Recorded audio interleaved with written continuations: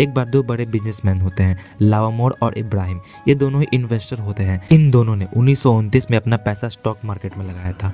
लावामोर ने अपना पैसा उन स्टॉक पर लगाया था जो बहुत नीचे जा रहे थे और फिर ये बहुत ज़्यादा पैसा कमाता है। इब्राहिम ने भी उन स्टॉक में पैसा लगाया था जो पहले से ही बहुत नीचे थे और ये भी उन स्टॉक में बहुत ज़्यादा पैसा कमाता है। लेकिन बाद में इब्राहिम के कुछ गलत फैसलों ने उनको फिर से रोड पर लाके खड़ा कर दिया था और फिर इब्राहिम खुदकुशी कर लेता है। उधर लावामोर ही बहुत ज़्यादा धनी हो गए थे, लेकिन बाद में उन्होंने भी अपने पैसे को गलत तरीके से इन्वेस्ट करना शुरू कर दिया बिना किसी योजना के। देखते ही देखते लावामोर भी अपना सारा पैसा गंवा चुका था और उन्होंने भी अपने आप को खत्म कर दिया। तो दोस्तों, उन दोनों ने एक ही गलती की थी और वो थी पैसों को बिना सोचे समझे इन्वेस्ट कर दिया, बिना किसी स्ट्रेटेजी के। इससे ये पता चलता है कि दरअसल हम इंसान लॉजिकल नहीं बल्कि साइकोलॉजिकल होते हैं। सब लोगों का यही मानना होता है कि आज की तारीख में हम अपनी लाइफ के लिए बिल्कुल परफेक्ट डिसीजन ले रहे हैं, लेकिन फिर भी कुछ साल गुजर जाने के बाद जब हम पलट के पीछे की तरफ देखते हैं तो हम यही सोचते हैं कि काश हमने उस वक्त कुछ अलग डिसीजन लिया होता तो शायद आज हमारी लाइफ बेहतर होती। फिर भी जब बात पैसों के बारे में डिसीजन लेने की बात आती है तो दुनिया में ज़्यादातर लोग अपने डिसीजन इमोशनल होकर ही लेते हैं और फिर अपने उन डिसीजन को लॉजिकली सही साबित करने की कोशिश भी करते हैं। इसकी वजह यह होती है कि असल में जो सीख हमें पहले मिलनी चाहिए थी वो हमें बाद में मिलती है। तो इसलिए दोस्तों, आज की इस वीडियो में हम मनी मैनेजमेंट पे लिखी वर्ल्ड की most famous book the psychology of money से 8 ऐसे मोस्ट इंपॉर्टेंट लेसन डिस्कस करेंगे जिसमें हम समझेंगे कि आपको अपना पैसा कैसे इन्वेस्ट करना चाहिए और पैसा इन्वेस्ट करते समय आपकी क्या क्या स्ट्रैटेजीज होनी चाहिए जिससे आप जल्द से जल्द फाइनेंशियल फ्रीडम अचीव कर सकें। तो दोस्तों, बुक को डिटेल में समझने के लिए वीडियो को एंड तक देखिएगा क्योंकि ये वीडियो आपके लिए लाइफ चेंजिंग भी साबित हो सकता है। तो वीडियो को लाइक कीजिएगा, हमारे चैनल को सब्सक्राइब कीजिएगा क्योंकि ऐसे ही नॉलेजेबल वीडियो हम आपके लिए रेगुलर बेस पे लाते रहते हैं। तो चलिए शुरू करते हैं। Lesson number 1, never enough. दोस्तों, आपने लावामोर और इब्राहिम की कहानी में तो देखा होगा कि उनके पास पैसों को लेकर कोई भी टारगेट नहीं था कि उनके लिए कितना पैसा पर्याप्त होगा। इसलिए पैसों को लेकर आपका एक टारगेट जरूर होना चाहिए कि आपको कितना पैसा कमाना है और कितना पैसा आपके लाइफ के लिए इनफ होगा। और जब आप अपने इस टारगेट को अचीव कर लेते हैं तो आपको उस समय खुद को रोकना होगा और पैसे को मना करना होगा कि बस अब आपके लिए इतना पैसा काफ़ी है। लेकिन अगर आप अपनी हद को पार कर देते हैं और पागल की तरह लगे रहते हैं, जैसे लावामोर और इब्राहिम पागलों की तरह लगे रहते थे और आखिर में उनको सारा पैसा डूब गया और उनको अपनी जान तक गंवा देनी पड़ी। इसलिए आपको अपनी ज़रूरत देखनी होगी और आपको यह तय करना होगा कि आप कितना पैसा कमाना चाहते हैं। Lesson number 2, luck and uncertainty. दोस्तों, ऑथर इस लेसन में कहते हैं कि आपके लक का साथ ही बहुत हद तक होना चाहिए और ऑथर इस बात को एक कहानी से समझाने की कोशिश करते हैं और वो इसीलिए बिल गेट्स का एग्जाम्पल देते हुए कहते हैं कि बिल गेट्स जब स्कूल में पढ़ा करते थे तो उनके पूरे शहर में केवल उन्हीं के स्कूल में कंप्यूटर था। बिल गेट्स और उनके दोस्त पॉल एलन पूरे दिन कंप्यूटर में ही घुसे रहते थे और बाद में उन्होंने एक साथ मिलकर माइक्रोसॉफ्ट को ईजाद किया और आज माइक्रोसॉफ्ट को कहाँ से कहाँ पहुँचा दिया। तो इसमें बिल गेट्स का लक ही था कि अगर उनका एडमिशन उस स्कूल में नहीं होता तो शायद आज माइक्रोसॉफ्ट नहीं होता। और ऑथर साथ ही बैरन बफे का एग्जाम्पल देकर बताते हैं कि उनके इन्वेस्टमेंट से केवल उनको 10% ही इन्वेस्टमेंट फ़ायदा दे रही है, बाकी 90% तो उनको लॉस है। इसलिए जब भी आप इन्वेस्टमेंट करें तो उसमें आपको नुकसान भी देखना पड़ेगा, लेकिन सही डिसीजन के साथ अगर आपने कुछ चीज़ों में सही इन्वेस्टमेंट कर दिया तो आपको अमीर बनने से कोई रोक नहीं सकता। इसलिए ऑथर का कहना है कि लक एंड अनसर्टेनिटी दोनों ही होती है। आपको दोनों को देखते हुए डिसीजन लेना होगा और पैसों को उसी जगह पर इन्वेस्ट करें जहाँ पर कम रिस्क और ज़्यादा प्रॉफिट हो। Lesson number 3, no one's crazy. दोस्तों, हम अपनी ज़िंदगी के दौरान इसके एक छोटे से पार्ट को ही एक्सपीरियंस कर पाते हैं और इसी के बेसिस पर हम यह मान लेते हैं कि दुनिया में कामकाज करने का यही तरीका है। लेकिन असल में सच्चाई यह है कि हम जो भी एक्सपीरियंस करते हैं वो हमारे सर्कमस्टांसेस, पालन पोषण के तरीके और दूसरे कई फैक्टर्स पर डिपेंड करता है। मिसाल के तौर पर जो इंसान गरीबी में पला बड़ा हुआ है उस इंसान की सोच रिस्क और रिवार्ड के बारे में उस इंसान से बिल्कुल अलग होगी जो अमीरी में बड़ा हुआ है। एक रिसर्च के मुताबिक किसी भी इंसान के रिस्क लेने की कैपेसिटी उसकी पर्सनल हिस्ट्री पर डिपेंड करती है, ना कि उसकी एजुकेशन या इंटेलिजेंस पर। सभी लोगों का फाइनेंशियल डिसीजन एक दूसरे से अलग होता है जो पूरी तरह से उसके एक्सपीरियंस और हालातों पर डिपेंड करता है। लोग अपने पैसों के बारे में कोई भी डिसीजन उस वक्त उनके पास मौजूद इंफॉर्मेशन और एक्सपीरियंस के बेसिस पर ही लेते हैं। दरअसल हर एक शख्स यही सोचता है कि वो क्रेजी नहीं है और वो पैसों के बारे में सब कुछ जानता है। यहाँ पर ऑथर कहते हैं कि दूसरों को दिखाने के लिए खर्चा करना आपके गरीब होने का सबसे सिंपल तरीका है और इस तरीके से आपका अमीर बने रहना बहुत मुश्किल होता है। कुछ लोग पैसा कमाने के लिए नौकरी की तलाश में निकलते हैं तो कुछ लोग एंटरप्रेन्योर बनना चाहते हैं। इसका मतलब है कि हर एक शख्स पैसों के बारे में अलग तरीके से सोचता है और खुद को समझदार समझता है। इसलिए उनका कहना है कि आप अपनी लिमिट को समझें और उन लोगों को देखें जिन्होंने अपनी ज़िंदगी में गरीब होने के बावजूद खूब पैसा कमाया है और आप भी उनसे इंस्पायरेशन लेकर ज़िंदगी में आगे बढ़ सकते हैं और खूब सारा पैसा कमा सकते हैं। लेसन नंबर 4, को फाउंडिंग कंपाउंडिंग। दोस्तों कंपाउंडिंग का मतलब है कि कोई भी इन्वेस्टमेंट करने पर आपकी जो कमाई होती है उसे फिर से इन्वेस्ट कर देना। इसमें आपको अपने प्रिंसिपल अमाउंट पर मिलने वाले इंटरेस्ट पर भी इंटरेस्ट मिलता है।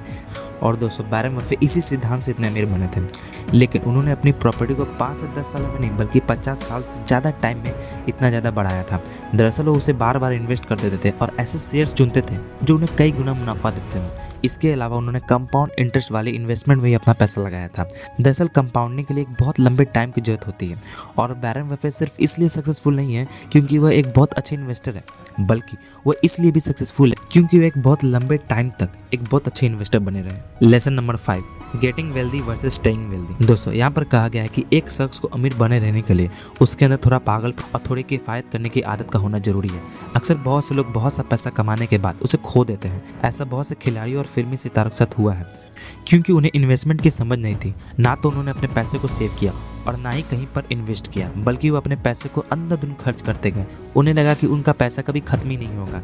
इसलिए सभी लोगों के अंदर पैसे की समझ का डेवलप होना बहुत जरूरी है और अपने सारे डिसीजन इंडिपेंडेंट होकर लीजिए और ये सोचकर नहीं कि आपको किसी को दिखाना है या किसी ने किया था इसलिए मुझे भी करना है।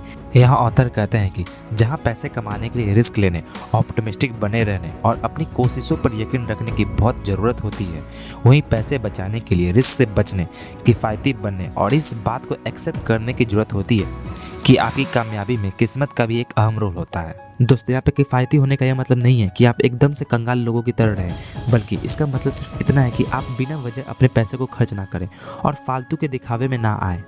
इसलिए आप इस बात को पक्का कीजिए कि कहीं आप अपनी कमाई को फ्यूचर के लिए रखने की जगह उसे आज ही खर्च ना कर दें।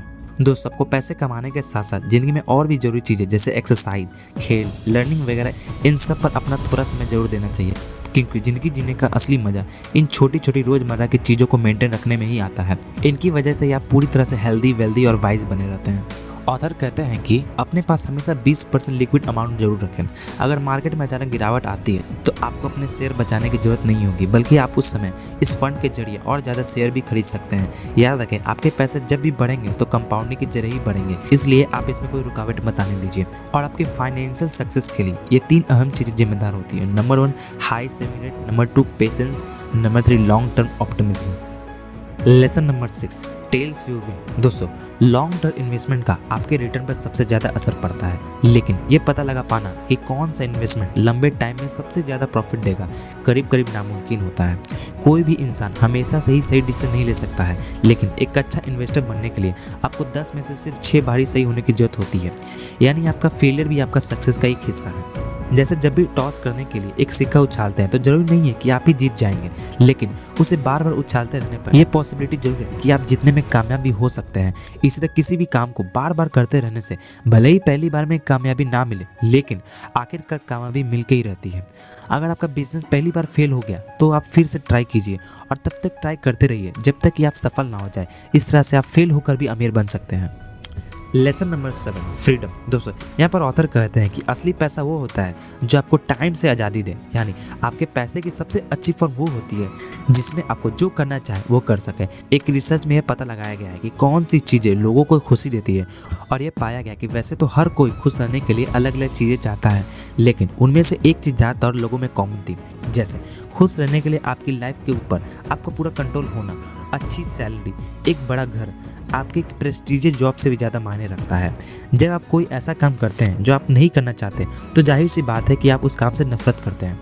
कुछ लोग खुश रहने के लिए तो पैसा कमाते हैं, लेकिन उन्हें इसके लिए दिन भर कड़ी मेहनत करनी पड़ती है। उनके पास अपनी लाइफ को एंजॉय करने का टाइम भी नहीं बचता। ज़्यादातर लोग अच्छे दोस्त बनना और अपनी फैमिली के साथ क्वालिटी टाइम बिताना चाहते हैं, इसलिए उन्हें यह लगता है कि ऐसा पैसा किसी काम का नहीं है जिसे कमाने के लिए वो अपनी यह इच्छाएं भी पूरी ना कर सके। लेकिन आप बहुत से कामों को आउटसोर्स कर सकते हैं। आउटसोर्स का मतलब है कि आप पैसा खर्च करके बहुत से सर्विस को हासिल कर सकते हैं और अपने लिए क्वालिटी टाइम बचा सकते हैं।